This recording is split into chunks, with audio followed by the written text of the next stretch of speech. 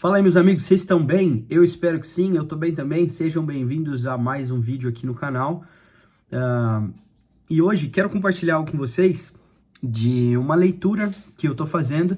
Faz um tempo já que eu venho lendo As Crônicas de Nárnia, que é é um clássico, né, da literatura e também um clássico da literatura cristã, né?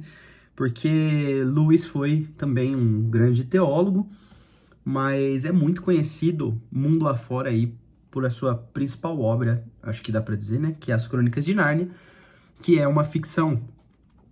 Se você não conhece As Crônicas de Nárnia, não sei em que mundo você viveu até hoje, porque os filmes fizeram muito sucesso, né, e assim como muitas obras literárias, Nárnia ficou famoso depois das suas adaptações, que ficaram muito famosas também, né.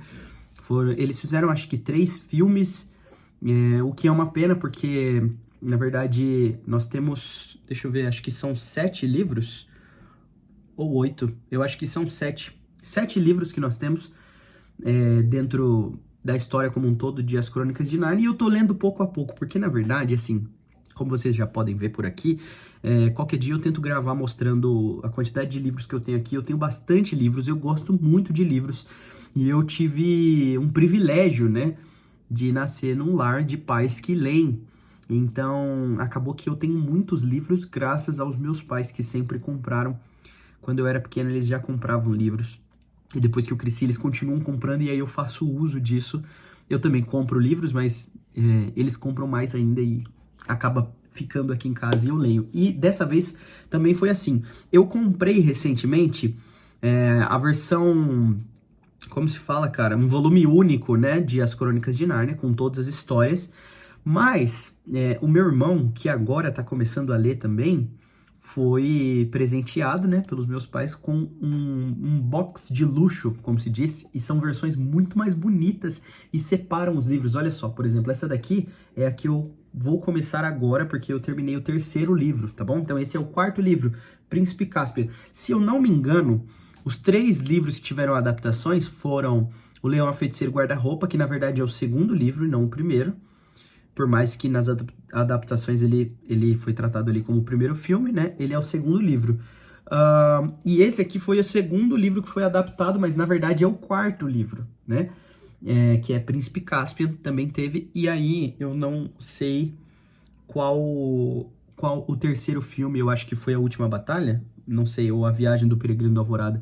Eu acho que foi A Viagem do Peregrino da Alvorada, mas não tenho certeza. Enfim, o fato são histórias muito boas, que o Lewis faz ali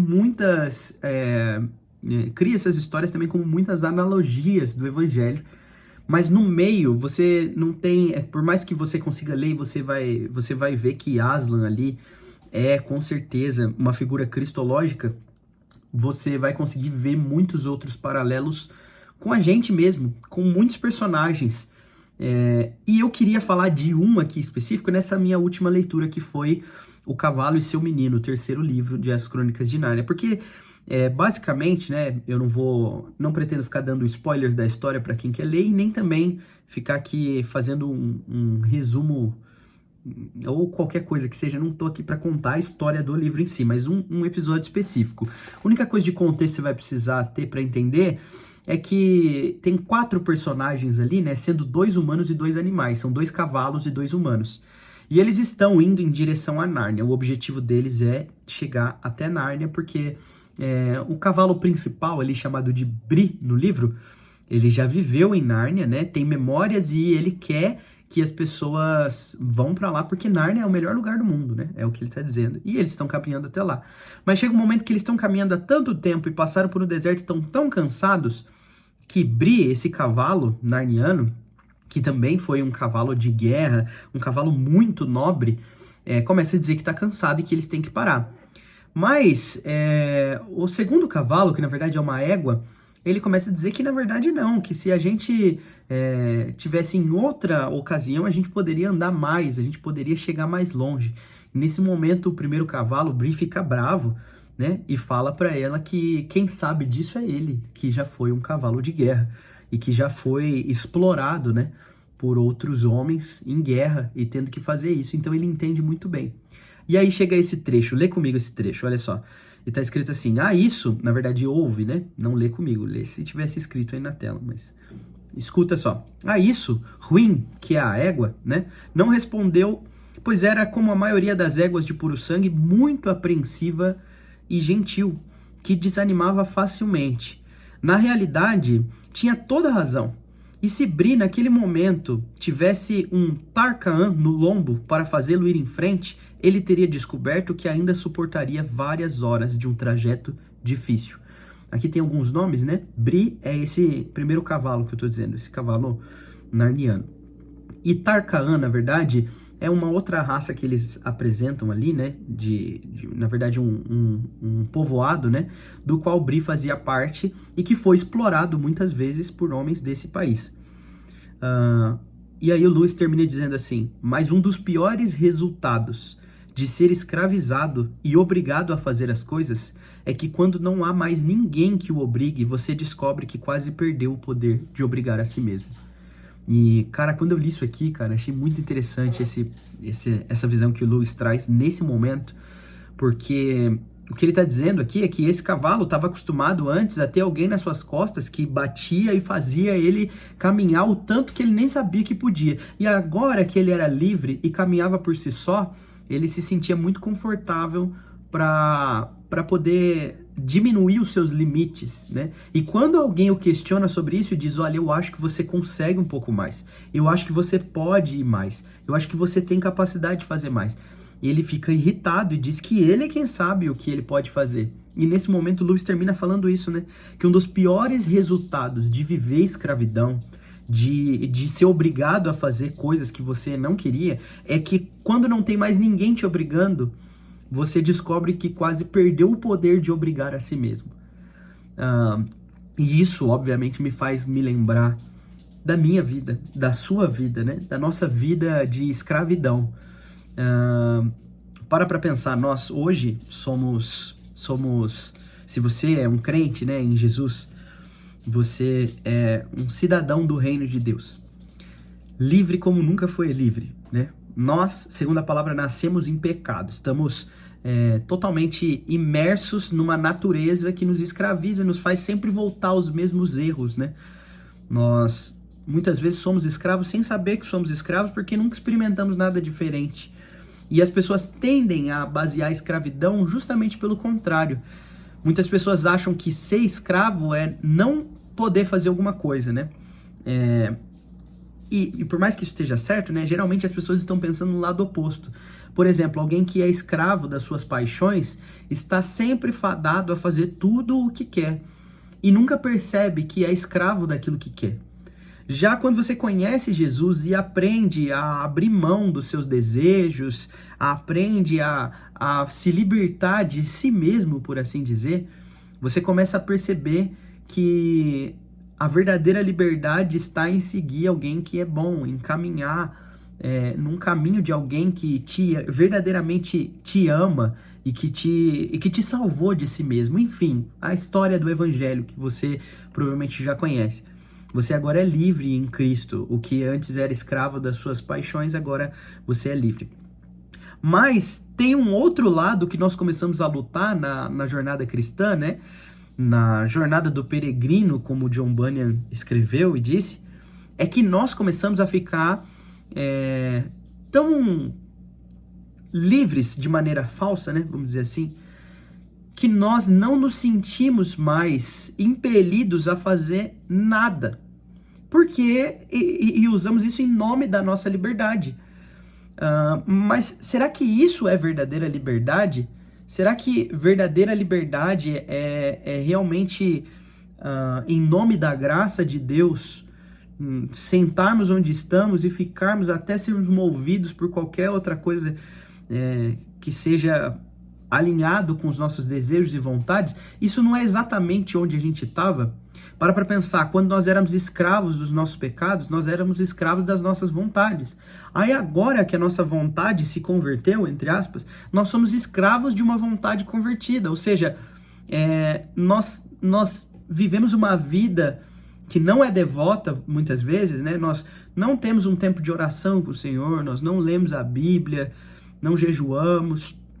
E não nos sentimos mal com isso. Por que não nos sentimos mal? Porque nós nos lembramos que agora nós não somos mais escravos, nós estamos debaixo da graça. E nós não somos aprovados por Deus por essas coisas. E tudo isso é verdade. Mas usamos, às vezes, dessa verdade que nos lembra que não somos mais escravos das nossas vontades no passado, do nosso pecado, para nos fazer ficar parado, para nos fazer confortáveis. Esse é o ponto. Essa é a palavra que eu acho que eu venho procurando nos últimos minutos aqui, né? Para nos fazer confortáveis de um jeito que nos faz parar, né? Assim como esse cavalo aqui, que agora já não era mais escravizado por um Tarkaan nas suas costas, né? Não tinha alguém batendo nele para ele caminhar, ele podia muito bem parar.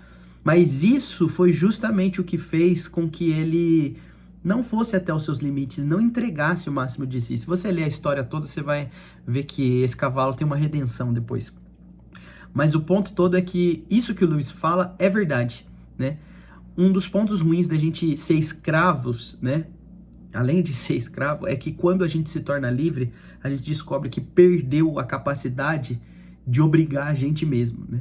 Às vezes a gente tá numa vida cristã tão confortável debaixo da graça do Senhor, o que é maravilhoso, né? Por favor, não confunda o que eu tô falando aqui como se eu estivesse falando contra a graça de Deus. Muito pelo contrário, é maravilhoso que não seja o que eu faço que me posiciona em mais amado ou menos amado por Deus, mas sim o que Jesus fez. Mas dentro dessa liberdade, porque lá atrás fomos escravos, nós acabamos perdendo a capacidade de nos obrigarmos a agirmos de uma maneira mais honrosa, sabe? É como se... isso é um ponto que fica claro aqui. Pensa nesse cavalo. Antes, o motivo era porque tinha alguém nas suas costas o obrigando, ou seja, escravidão. E isso era motivo suficiente para continuar, para fazer aquilo que até nem ele sabia o que podia fazer. Depois, o motivo dele era Nárnia, era ir até o país de Aslan, né? E caminhar até lá. Um motivo mais nobre, não tinha ninguém nas suas costas o obrigando. Mas percebe como é muito mais nobre essa jornada de peregrino que ele tinha do que a sua jornada de escravo em que era obrigado. Mas mesmo que seja mais nobre, na hora de entregar mais de si, nós entregamos mais de nós mesmos à escravidão do que aos motivos nobres. Trazendo isso para a vida cristã, muitas vezes é assim, né? Nós nos sentimos mais impelidos a entregar mais de nós quando éramos escravos do pecado da nossa vontade, e agora que nós estamos diante do motivo mais nobre, que é o nosso Senhor que nos resgatou dessa escravidão do pecado, nós não nos sentimos impelidos a entregar mais, sabe? Seja do nosso tempo, seja dos nossos recursos, seja da nossa vontade, e eu falo por mim mesmo, porque vivo nessa batalha. O que não parece uma batalha. É passivo demais para parecer uma batalha, mas é uma batalha. Nós estamos presos, muitas vezes, numa falsa liberdade. E pela liberdade que há em Cristo, usamos isso de motivo para ficar confortáveis. Mas nós podemos dar mais para o nosso Senhor. Nós podemos entregar mais para o nosso Senhor. E será que nós sentimos essa preocupação?